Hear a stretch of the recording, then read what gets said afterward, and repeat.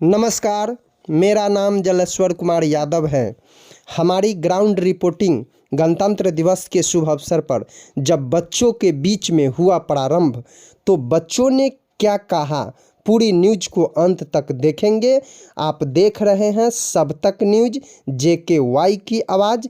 क्या कहना है विद्यार्थियों का? विद्यालय हो या निजी विद्यालय हो, उसमें ड्राइंग बोले है ना, जिसको कला चित्रकला बोलते हैं। अभी अभी मैं रिपोर्टिंग करके आया हूँ केंद्रीय विद्यालय में। सही बोल रही है, उस तरह का चित्रकला की व्यवस्था होनी चाहिए।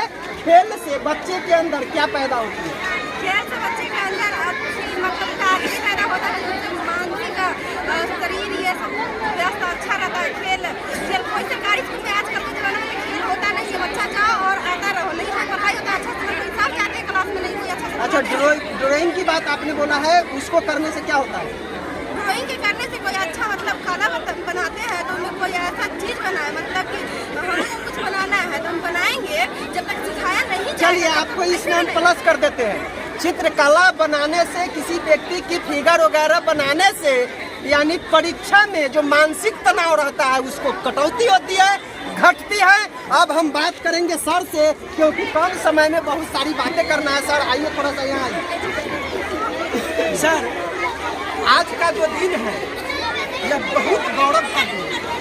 आज मैं इस दृश्य को देख करके काफी हर्षोल्लासित हूँ। मैं चाह रहा हूँ सीतामढ़ी की धरती है, माता सीता की धरती है, और उस जिला के अंतर्गत मानिक चौक की धरती पर इसके लिए सब तक JKY की आवाज़ न्यूज चैनल में आपका हार्दिक स्वागत है। धन्यवाद। आप सबसे पहले बताइए, आज जो गणतंत्र दिवस व सरस्वती पूजा यानी बसंत पंचमी दोनों एक साथ है, इस चीज को लेकर के हमारे क्षेत्रवासियों को क्या कहना चाहेंगे? सबसे पहले मैं क्षेत्रवासी ही नहीं, पूरे देशवासियों को और देश को भी संदेश देना चाहता हूँ। यह शांति और अमन का दिन आज है और हमारे देश का लोकतंत्र लागू हुआ, गणतंत्र, और साथ ही बसंत पंचमी भी है।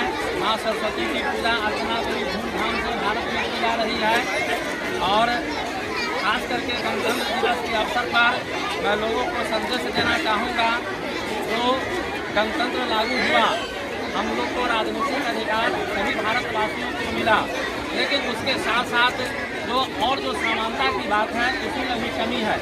खास करके लोकतंत्र में सरकार के 3 अंग होते हैं। सरकार के 3 अंग में कार्यपालिका, व्यवस्थापिका और न्यायपालिका होती है। कार्यपालिका में पूजा होनी चाहिए, व्यवस्थापिका में दक्षता होनी चाहिए और न्यायपालिका में कर्तव्य के प्रति निष्ठा के प्रति सत्य के प्रति निष्ठा होनी चाहिए। अगर ये 3 चीज का अगर किसी राजनेता में और जो इस पद पर बैठे लोग हैं उसमें अगर कमी है तो वह देश उन्नति नहीं कर सकता है। देश को उन्नति के लिए ऊर्जावान लोगों की जरूरत है और हमारा देश इससे भरा पड़ा है। यहाँ मैंने क्या कहते हैं, शुद्धता की कमी नहीं है। यहाँ एक मेरे तो मनीषी पैदा लिए हैं और भारत वास्तव में विश्व का अग्रदूत बनने जा रहा है। और इसकी जो पुरानी जो गाथा थी वो भी अपने आप में विश्व को एक संदेश देने वाली, या अहिंसा का पाठ पढ़ाने वाली और वसुधैव कुटुंबकम में विश्वास करने वाला हमारा देश आज वास्तव में विश्व का सिरमौर है और भारत सबसे बड़ा लोकतंत्र विश्व का है। और यहाँ दिन प्रतिदिन लोकतंत्र मजबूत होता जा रहा है।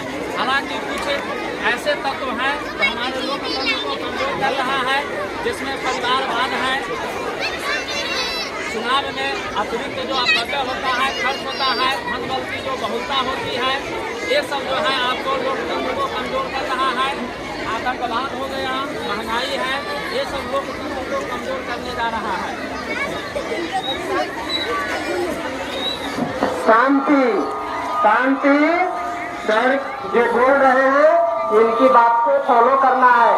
शांति। सर सबसे पहले आप बताइए, जो हमने आप जो बताए हैं वो हमारे ग्राउंड लेवल से लेकर के देश तक आपकी आवाज अभी जा रही है। आप शिक्षा व्यवस्था पूरी तरह से, मेरा ग्राउंड रिपोर्टिंग बता रहा है, जो ध्वस्त हो चुका है।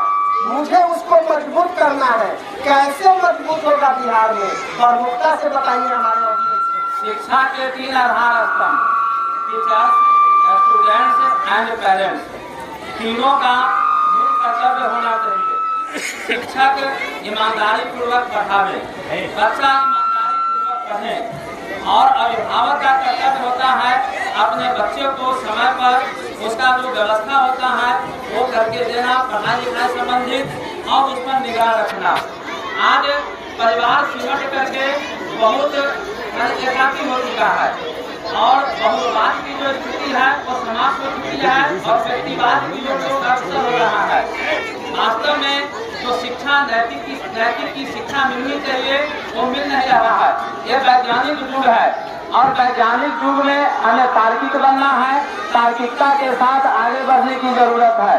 इस संदर्भ में हम एक पंक्ति कहेंगे एजुकेशन के बारे में, हम एक रोटी कम खाएंगे लेकिन बच्चों को पढ़ाएंगे।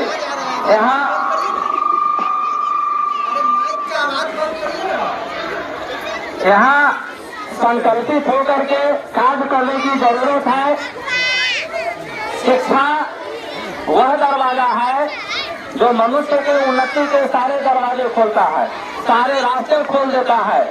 किताबें चुप रहती है लेकिन उसको जो पढ़ने वाला स्टूडेंट होता है या व्यक्ति होता है वह उसको बोलना और अनीति के खिलाफ लड़ना सिखा देता है। शिक्षा वही हथियार है।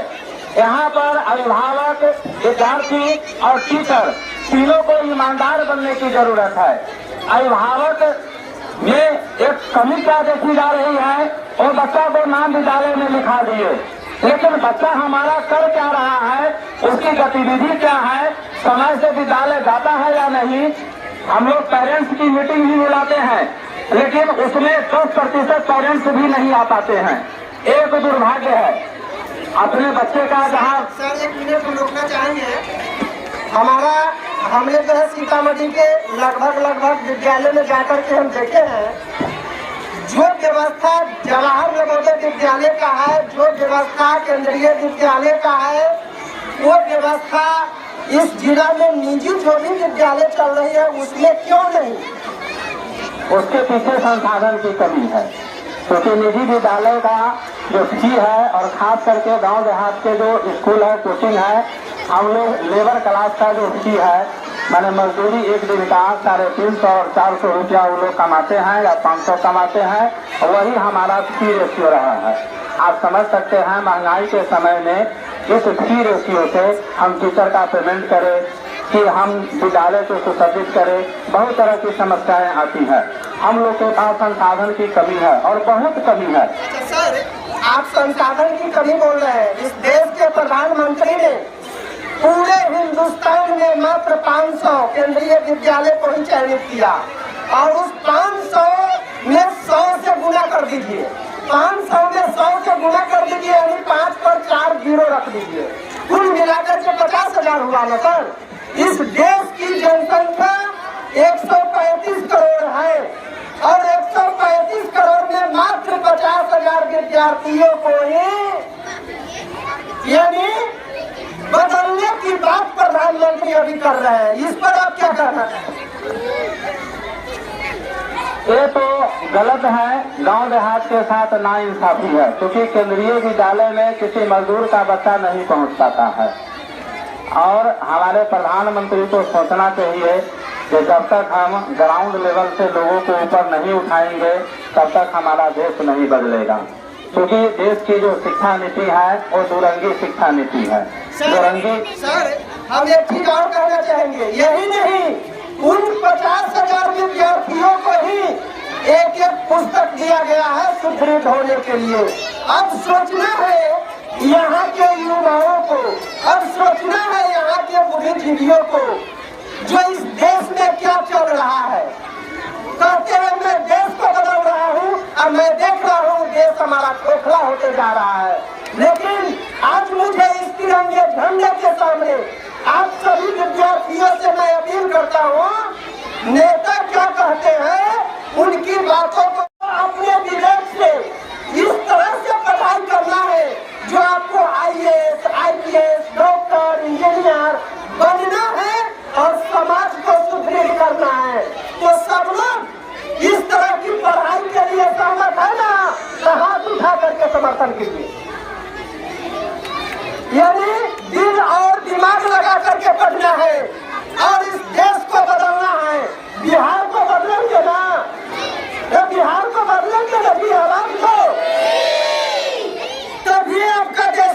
जाएगा।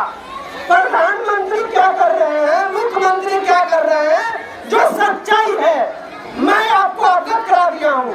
नेताजी सुभाष चंद्र बोस के जयंती के अवसर पर पूरे देश में 500 केंद्रीय विद्यालय में यानी पराक्रम दिवस के तौर पर जो प्रतियोगिता आयोजित की गई थी उसमें मात्र 50,000 विद्यार्थी इस देश को शामिल हुए। अब सोच लीजिए, सोचना आपको है जो उस 50,000 विद्यार्थी के अंदर कैसे जाएंगे, तो इसके लिए आपको अपना विवेक से पढ़ना होगा और पढ़ाई यही सब लोग कराने के लिए सक्षम है।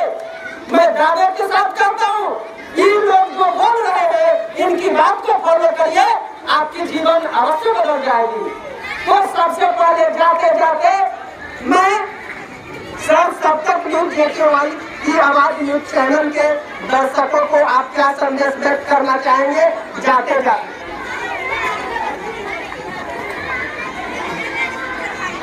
सभी देशवासियों को और विद्यालय के सभी विद्यार्थियों को मैं अपने तरफ से यही कहना चाहूँगा, जो आप स्वतः परिवर्तित होइए। जब स्वतः परिवर्तित हो जाइएगा और आदर्श चरित्र लेकर अगर आप आगे बढ़ते हैं तो किसी दूसरे के लिए नहीं, आप अपने लिए व्यवस्थित होइए।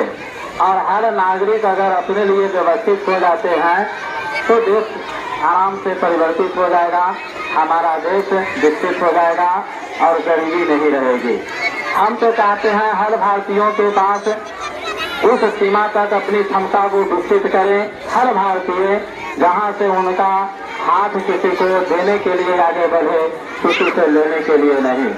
यह दुर्भाग्य की बात है कि आज हमारे देश में 80% ऐसे लोग हैं जो आज भी गरीब हैं और सरकार के द्वारा जो सहायता मिलती है उसका उपभोग कर रहे हैं। ये एक कहीं न कहीं यह जो स्थितियां हैं देश को कमजोर कर रही है। जी बहुत सुंदर बात सर ने बताया। अरे भाई सभी आदमी ध्यान दीजिए, ध्यान देने की जरूरत है। एक बार जोरदार तालियां मारिए तो अपने आप करिए। एक मिनट, सर ने कहा दाता बनिए, दाता यानी मुफ्त का खाने वाला मत बनिए।